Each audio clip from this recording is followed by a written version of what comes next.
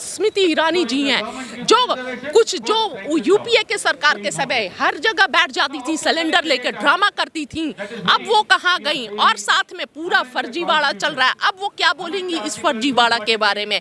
यानी भाजपा का कथनी और करनी में फर्क है। उनका कहते कुछ और है और चरित्र कुछ और है।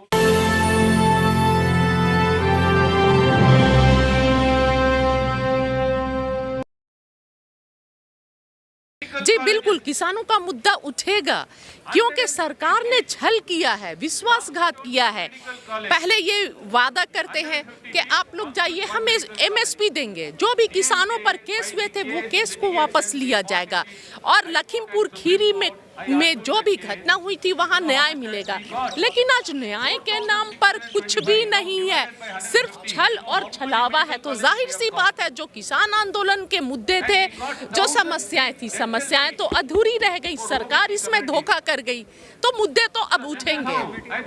देखिए, वो वैसी कमेटी है जो सरकार के ही कहने पर चलेगी, ना कि किसानों की समस्याओं से उनको कोई मतलब है। सरकार की कमेटी, सरकार जिस तरह कानून ला रही है, जिस तरह नजरअंदाज करके देश के हर तबका को, वैसी ही कमेटी भी है। कमेटी में कौन सुनवाई करेगा? एसडीएम सुनवाई करेगा। और जो पिछली घटनाएं हुई हैं, किस तरह एसडीएम साहब ने लठ बरसाया है किसान आंदोलन के समय, और जो भी लोग आवाज उठाते हैं, तो ये छिपी हुई बात नहीं है कि एसडीएम साहब कितना न्याय दिलवा सकते हैं, या सरकार कितना प्रयासरत है किसानों को इंसाफ मिले, या किसानों की स्थिति सुधरे, इसको लेकर सरकार कितना गंभीर है, ये हम सभी से छिपा हुआ नहीं है ना। सरकार किसानों को इंसाफ देना चाहती है, किसानों की स्थिति सुधारना चाहती है, या फिर सरकार सत्ता में बैठे लोग और देश के बड़े बड़े पूंजीपतियों को और पूंजीपति बनाना चाहती है। सरकार लगातार जिस चीज के लिए प्रयासरत है वो आज देश के सामने है। अडानी जी जो हैं वो विश्व के चौथे सबसे रईस आदमी बन चुके हैं इस मोदी सरकार में, लेकिन देश की आम जनता के साथ क्या हो रहा है? जनजीवन अस्त त्रस्त हो चुका है, एकदम पूंजीपति बढ़ते जा रहे हैं, और आम जनता का खाने पीने पर भी जीएसटी लग चुका है, टैक्स लग रहा है। पहली बार रोटी, छाछ, दही, दूध पर टैक्स लग रहा है। और जो सबसे अफसोस की बात है, जो देश में सीनियर सिटीजन को थोड़ी छूट मिलती थी रेल यात्रा में, वो छूट को भी खत्म कर दिया गया। देखिए, देश हित में, अच्छा तो आप टैक्स लीजिए ना, आप टैक्स लीजिए, अडानी जी से टैक्स लीजिए, अंबानी जी से पैसे लीजिए, सारे पूंजीपति जो मित्र हैं उनसे पैसे लेकर गरीबों में बांटिए। देश हित में तो ये होगा ना कि देश हित में ये होगा जो पीएम केयर्स फंड में आए थे पैसे देश की जनता के मदद के लिए, वो पैसे को भी ये बोल दिया गया कि इसकी ट्रांसपेरेंसी खत्म हो गई। अगर देश हित में आप करना चाहते कुछ तो 20,000 करोड़ का मोदी महल नहीं बनता, गरीबों के लिए रोजगार दिया जाता, किसानों के कर माफ किए जाते, ताकि किसान हमारे आत्महत्या नहीं करते। आज वो किसान जो देश का पेट पाल रहा है, जो देश का सेवा कर रहा है, जो अर्थव्यवस्था का रीढ़ है, देश की रीढ़ की हड्डी है, वो किसान रो रहा है, उसके घर वो आत्महत्या कर रहा है, उसकी बेटियों का विवाह नहीं हो रहा है, वो कर्ज में डूबा पड़ा है। अगर देश हित में होता तो हमारे देश के किसानों का कर्ज माफ होता, ना कि अडानी और अंबानी का कर्ज। और बड़े बड़े पूंजीपति बैंकों से पैसे लेकर फ्रॉड करके भाग जाते हैं। अभी भी फिर अडानी ने एसबीआई से कितने करोड़ का कर्ज मांगा है, पहले से इतने कर्ज आप ले चुके हैं, तो सोचिए देश कहाँ जा रहा है। हाँ, वित्त मंत्री के लिए कहाँ महंगाई है, सारे सत्ता की मलाई वो खा रहे हैं बैठकर। अभी मैं कांग्रेस ऑफिस में थी, एआईसीसी में, मैंने यही सोचा कि कांग्रेस सब बोलते हैं भ्रष्टाचार किया, और हम पसीने में बैठे हुए थे। 70 साल के मेहनत के बाद, 70 साल सत्ता में होने के बाद भी कांग्रेस ऑफिस में हम गर्मी में बैठे हुए थे, लाइट नहीं थी, और 7 साल में 5 साल में वीआईपी ऑफिस बन गए हैं, 5 सितारा ऑफिस बन गए हैं भाजपा के। हर जिले में गरीबों के लिए कुछ हो या नहीं, बड़े बड़े ऑफिस जरूर बन गए हैं। और इनके लोग जो पहले जब कांग्रेस का राज था तब तो सड़कों पर आते थे, जब 400 रुपए का सिलेंडर था तब आप आज सड़कों पर आंदोलन करते थे, महंगाई आपको दिखती थी। और आज इतना चरम पर महंगाई है, कोरोना काल में लोग भूख से मरे हैं, बेरोजगारी 10 करोड़ 5 वर्षों में 10 करोड़ नौकरी का वादा दिला के आज कोई रोजगार नहीं है युवा के पास, युवा सुसाइड कर रहे हैं, इस पर कोई बोलने वाला नहीं है।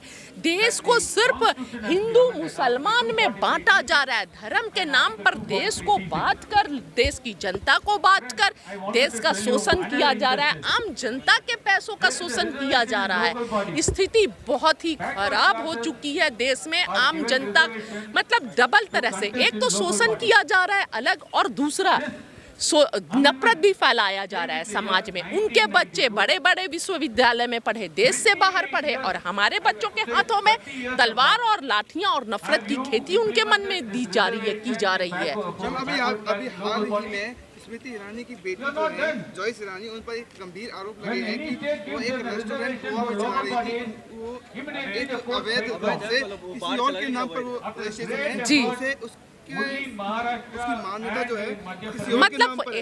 एक बात के फर्जीवाड़ा कर रही हैं। पहले माँ तो फर्जीवाड़ा करती ही थी, अब बेटी भी फर्जीवाड़ा करने लगी, यानी ये पूरा पुश्तैनी चल रहा है फर्जीवाड़ा में। तो मैं यही बोलना चाहती हूँ, ये ढोंगी जो स्मृति ईरानी जी हैं, जो यूपीए के सरकार के समय हर जगह बैठ जाती थी, सिलेंडर लेकर ड्रामा करती थी, अब वो कहाँ गई, और साथ में पूरा फर्जीवाड़ा चल रहा है। अब वो क्या बोलेंगी इस फर्जीवाड़ा के बारे में?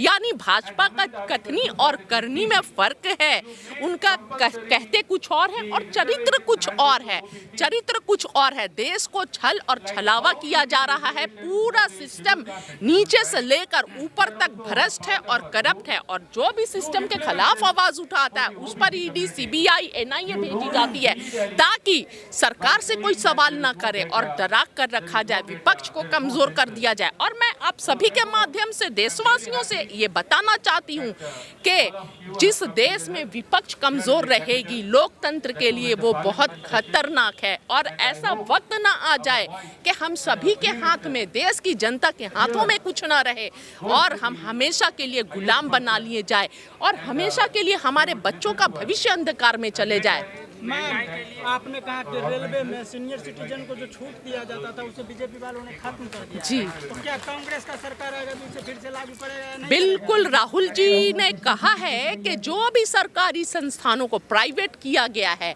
आते के साथ सबसे पहले वो सबको फिर सरकारी किया जाएगा, और जो भी छूट थी, जो भी उन्नति था देश का, जिस ये पर चल रहा था, फिर से उसको बहाल किया जाएगा। देश में इतनी महंगाई हो रही थी, स्मृति ईरानी जी बाहर निकली नहीं, जैसे बेटी पे आरोप लगा बाहर आ गई। तो मैं तो वही बोल रही हूँ, ये सब ढोंगी है, सिर्फ सत्ता से लोभ है, सत्ता से प्यार है, इन्हें देश से प्यार नहीं है। ये वो कांग्रेस पार्टी और हमेशा देश को आज़ादी दिलाई है, आम जनता जो है देश को अपना खून पसीना गिरा कर, लेकिन ये भाजपा वाले, आरएसएस वाले कहाँ थे आज़ादी की लड़ाई में? आरएसएस वाले तो कितने सालों तक अपने ऑफिस में झंडा तक नहीं लहराए हैं, तो इन्हें देश से क्या प्यार है? कुछ नहीं है। तो ये बेच कहाँ से रहे हैं? अगर 70 सालों में कुछ नहीं हुआ रहता तो बेच कहाँ से रहे हैं? ये जो संपत्तियां बेच रहे हैं लगातार देश में, ये कहाँ से बेच रहे हैं? कौन सी संपत्ति बेच रहे हैं अगर 70 सालों में कुछ नहीं हुआ तो? और मैं एक बात और बोलना चाहूंगी कि नफरत की खेती की जा रही है, दिन रात बुलडोजर चलाया जा रहा है घरों पर। मैं योगी सरकार से पूछना चाहती हूँ कि अरुणाचल प्रदेश में, भाजपा सरकार से पूछना चाहती हूँ, अरुणाचल प्रदेश में जो चाइना घुस गई है, हमारी जमीन ले ली है, अपना गाँव बसा रही है, वहाँ पर बुलडोजर कब चलेगा? वहाँ पर बुलडोजर भाजपा सरकार कब चलाएगी? आरोप लगाया है बीजेपी वालों ने, आरोप लगाया है, घोटाला किया है, आरोप लगाया है। देखिए वो तो बहुत आरोप लगाते हैं, तो क्या कर लिया? अरेस्ट कीजिए ना, पूरे कांग्रेसी खड़े हैं।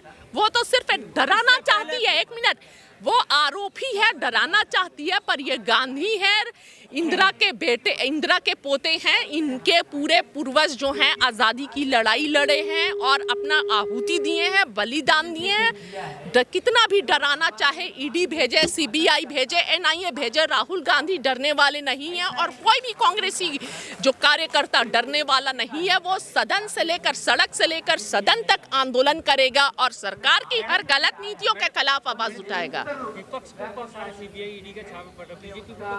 वही तो मैं बोल रही हूँ, ये सब तो ढोंग है। सरकार पूरी अपनी संस्था, जो सरकारी संस्थाएं हैं, उसको विपक्ष मुक्त भारत करने पर लगी हुई है, विपक्ष के आवाज को दबाने पर लगी हुई है, कुचलने पर सत्ता में बैठे लोग ये समझ ले कि लाख कोशिश कर ले, विपक्ष की आवाज को जितना दबाने की कोशिश करेंगे उतना उभर कर सामने आएगा। किसान आंदोलन में भी जिस तरह किसानों पर टायर चलाया गया, पानी की बौछारें की गई, लेकिन अब ये क्या हुआ, लास्ट में किसान जीत कर गए। वैसे ही जितना भी विपक्ष को दबाने की कोशिश करे, एक दिन पूरा विपक्ष, पूरा देश की आम जनता, देखिए यहाँ पर साजिशें, हमें पता है किस तरह साजिशें होती हैं। जीते हुए को किस तरह पैसे से खरीदा जाए, किस तरह, जहां मतलब हर by hook and by crook, अगर आप जीत जाते हैं सीधे सीधे तो पैसे से खरीद लेते हैं, उससे बात नहीं बनती है तो एनआईए, सीबीआई, ईडी का डर दिखाया जाता है।